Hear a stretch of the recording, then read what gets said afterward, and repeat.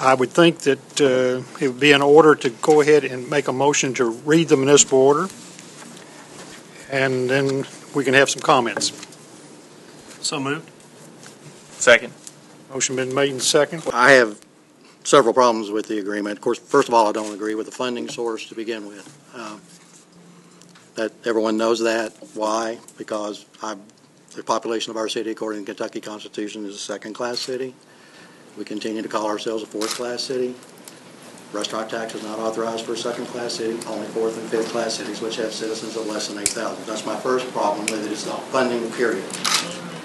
Second problem I have is that I know they took out the words that we would covenant not to repeal the restaurant tax until the bond is paid off, but it still says we're pledging proceeds of the restaurant tax until bonds are fully paid, well, and retired. Well, that is probably at least a 25-year commitment. So we're in a sense saying here that the city is guaranteeing for 25 years it's not going to repeal the restaurant tax or reclassify, which may lead to the repeal of the tax.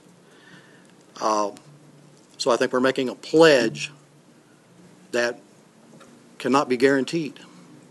So I think that's a real problem with this, and should not be guaranteed, because we cannot pledge that all city councils from here on out for 25 years will neither decide to A, repeal the tax, or B, reclassify the city, which might repeal the tax. Third problem I have is that the city agrees it shall be responsible for operating and maintaining and insuring the sports park. To me, that is a second tax on the people of Elizabethtown. The restaurant tax was passed for the purpose of building the sports complex. It was never mentioned at that time. And in fact, I have asked 2 or 3 times during this last council year, what is the budget for the park? I have never had anyone give me an answer as to what the budget will be for operating the city. But we now know that it's going, if this passes, that it's going to be agreed that the city will be responsible for operating, maintaining, insuring the sports park.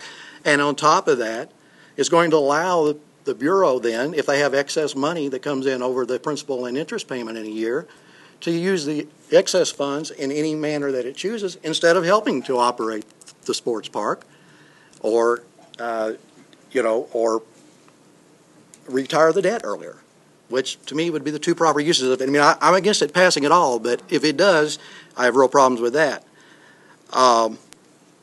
Then it goes on to extend the life of the bonds by saying that these 2 parties here, the city and the Bureau, may agree to extend this agreement beyond the original term for the 2 purposes. One, either or both of 2 purposes: providing for the operation and maintenance of the sports park, or providing for the payment of additional bonds, which means more debt. And who knows, just like we're finding out now that the city is going to incur all these operational insurance and maintenance expenses to operate this park being built with city taxpayer money, we're now finding out it's even being contemplated to issue possibly more debt.